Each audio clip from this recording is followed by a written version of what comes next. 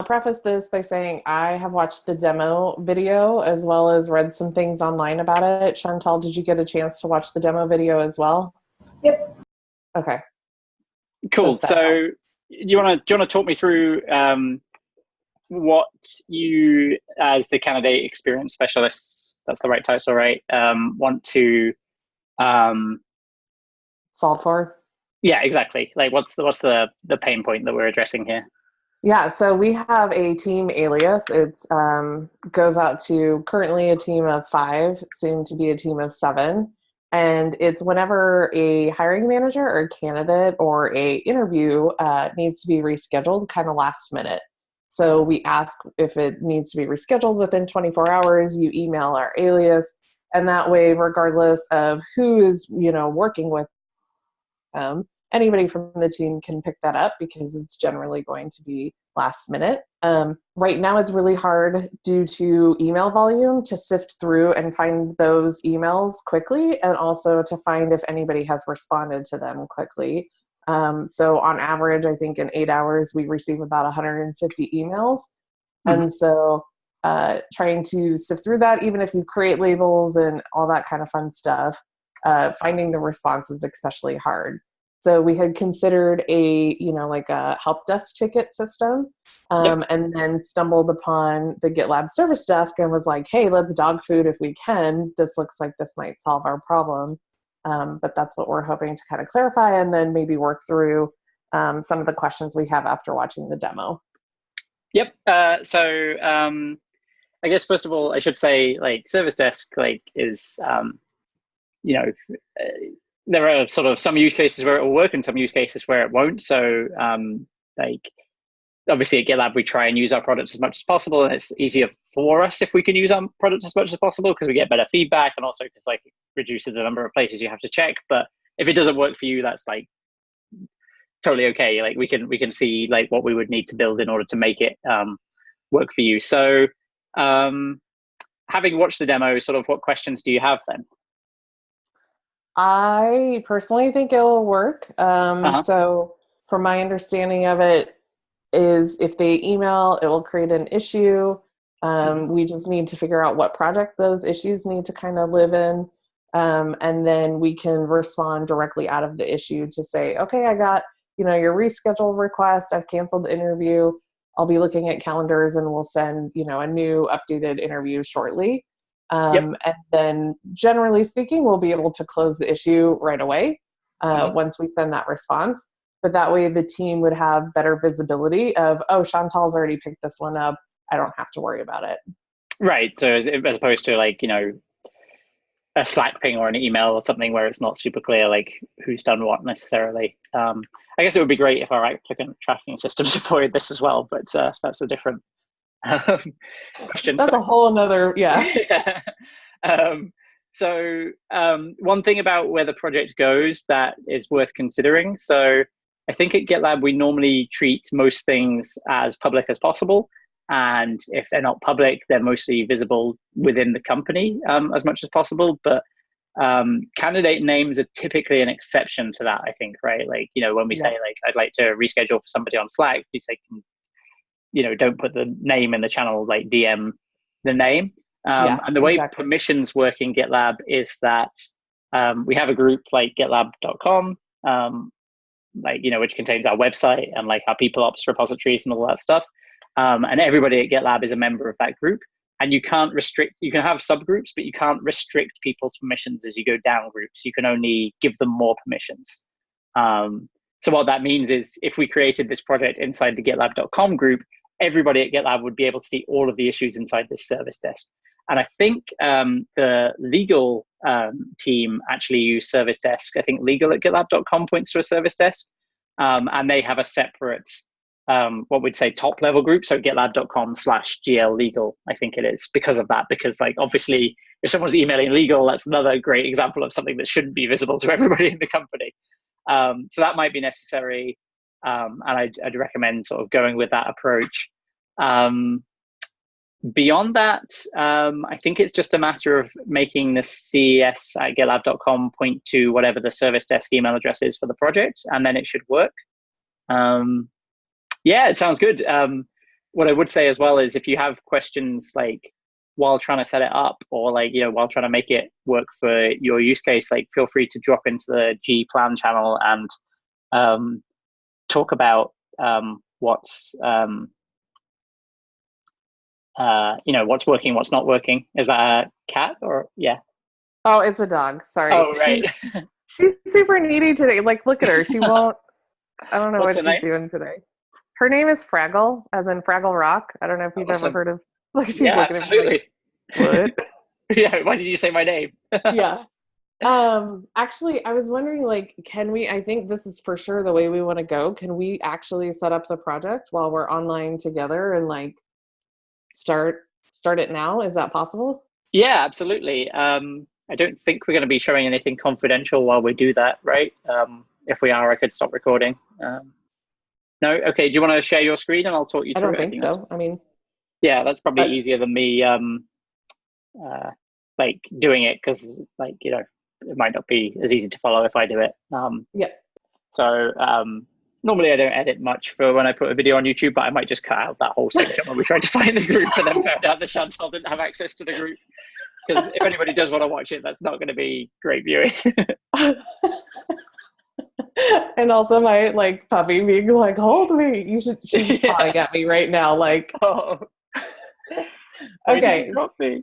Yeah, exactly. So GL recruiting, new project, right? Yep. Okay.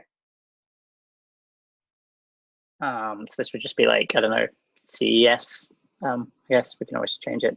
Would it be Desk. like CES service desk? Okay. You can call it whatever. Like it's kind of arbitrary. Okay. Needs to be public because otherwise we won't be able to use the feature. Okay. And create.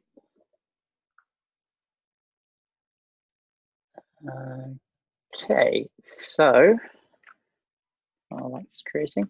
Okay, so what I would do here is something you don't have access to do, so I won't bother saying that.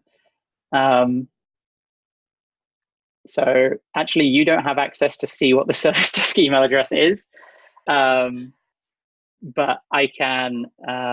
Oh no, actually, you can see it if you go to the service desk on the. If you go to issues on the left, and then there's a service desk email address there. So what I'm going to do is I'm just going to send an email to that and just check if it all works okay, because it should, and there's nothing like demoing live. Is this going to go to my email inbox? Yeah, so I'm just going to email that. Oh no, so this won't go to your email inbox. This will go to the issue tracker on that project. Okay, so I can share. Yeah. Okay, good.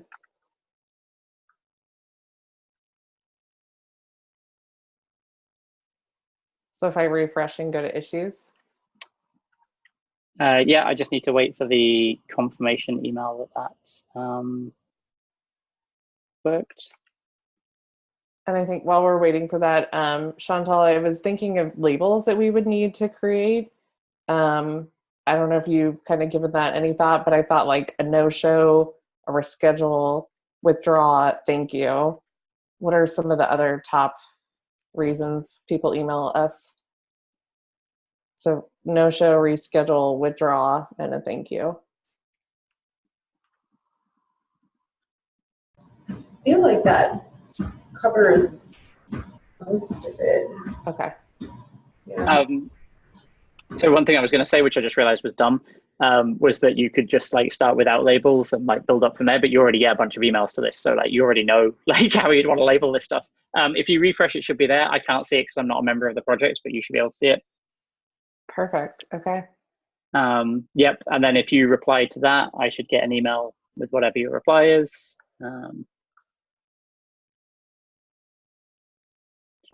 She can, like, you can ping other people in here, right? She can, like, yes. Yeah. So, like, I, as the person who's created this request, can't see it, which is something I think that's been requested. Like, if the person is a GitLab user who's created it, then they should be able to see it.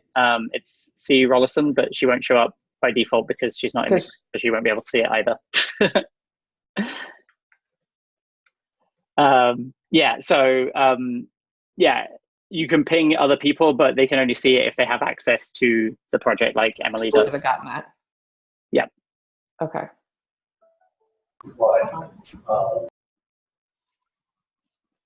And then you're, Yep. so you got the high there. Oh, you get both of those. Yes, yeah. So I get both of those. There's no confidential notes at the moment, but I can't I mean, that's fine, right? Like for this case, it's not a problem that, you can't see them. So yeah, I'm just gonna real quick share my screen just to show that all worked, just in case anybody was like, it's not magic. Yeah, you're just making this up. So the initial email says it's tracking as ticket number 1. Then I get the 2 comments back. So all good. And then I think if you close it, I should get another email, but I don't know if we need to demonstrate that on the call. Okay. Is there any way, so one of my questions about this is there any way to customize what it says? So right now it says, I think GitLab.com bot or something. I'm not sure what your email said. Is there any way to change that, or is it always going to say that? No, always says the same thing. We do have a feature request open to change that. It's just not been a high priority, so we haven't done it, basically. Okay. I can dig it up and find you the link if you want to boost that. Yeah, absolutely. Because I mean, it's fine because it's still branded as GitLab, but I think it would be awesome if we could call out that it's from the recruiting team. And then my other question about this is, what reporting do you think we can pull out? So I would assume I would need to do a data team request and work with Emily or somebody to pull information from this. So who responds the most, how quickly we're responding, all those kinds of fun metrics. Yes, we do have some of those that the quality team are building inside GitLab itself, because we have, we want this to be part of the product itself, but it depends on what metrics you're looking for. So for instance, who responds the most? If you just assign things when you're working on them, then you can just look at the list of closed issues, filter by assignee and see who had the most or whatever. So you'd assign it to yourself. Yeah. Okay. But if it was something like how quickly did people respond, you can get that sort of from the API, but it's not, as far as I remember, directly exposed within it's not exposed in a list format. Oh, you can download a CSV though of the issues, and that should tell you when they were opened and when they were closed. And if you assign yourself, it'll tell you who was assigned. So that might work as a starting point. But yeah. I put a link in the Zoom chat as well to the issue that you might want to bump up. And if you do, please ping me on that, and then I can get the product manager aware of it as well. Okay, awesome. How do we set up so that the CES email goes to this new service desk email? That would be however we handle email aliases now, which I think is access requests, but I don't remember exactly. Yeah, it is. Okay. So but Walter and his team. Yeah, so it would be instead of having this go to these people, can we have it go to this address, or maybe even both, depending on how you want to handle it first of all. Because we'll get an email notification from GitLab.com when a new issue is opened in this project, right? No, not by default. Actually, that's a really good point. So what you probably want to do is change your notification. So by default, on GitLab.com, maybe if you share your screen again real quick when you're on that project, this will be easier. Sure, if I can find that project. Where'd it go? Oh my gosh. There we go. Okay, thank you. Okay. So if you go to the project homepage, yep. So by default in GitLab, and you might have changed this for your notification settings, but by default for most people, what they get is they get an email when they are participating in something. So someone's already mentioned them, or they commented, or they created the issue in the first place or whatever. But if you want to get an email for all comments and all activities on the project. So there's a little bell icon up near where it says *0 at the top. So you've got the clone, the star, and the little bell icon. If you click that, that's your notification settings. So Watch gives you everything. What you might want instead is if you go to Custom. So Watch means that you would get an email when a new issue was created, when an issue was closed, when someone else commented on an issue. What you might just want is new issue. And then you can also, well, failed pipelines doesn't really matter because you won't be running pipelines on this project. But yeah, so like new notes would be new comment, but you don't want an email for every new comment. You only want the standard emails you would get for comments on issues you're participating in or where someone's mentioned you. But if you add this, then you'll get an email for every single new issue that's created on this project. So you'll be in the loop there. And is this settings for anybody who's in this project, or this setting is just for me? Just for you. Okay, so everybody on the CES team, because we don't want the whole recruiting team to get an email every time. No, everybody on the CES team should go in and set this themselves, basically. Okay, got it. Okay, cool. And then when we create labels, we can create them within the project, so that'll be easy enough. Mm-hmm. Chantal, any questions that you can think of?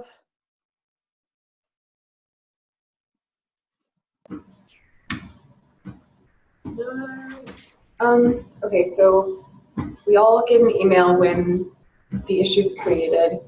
Then whenever, so let's say like April tackles it and she's decided that she's going to work on it, to like, for me to like stop getting notified about that because April has now taken it, do I just have to kind of like switch off that little notifications thing?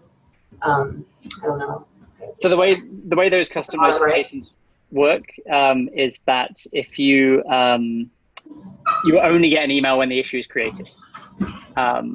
So then to get further emails on that issue, you would have to like participate in the issue somehow, either by April mentioning you or somebody mentioning you, or by you commenting yourself, or by you going and subscribing to the issue. So you wouldn't get emails about the other stuff.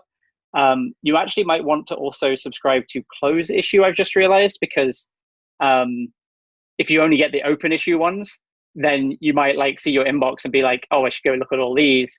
But if you get the closed ones as well, you can like sort of triage those, and maybe, I don't know if you can set up a Gmail filter that would like could we, instead of doing that, could we, so if we are notified of the new issue, if I go in and address it and the candidate or whoever responds back, I'll automatically get those notifications.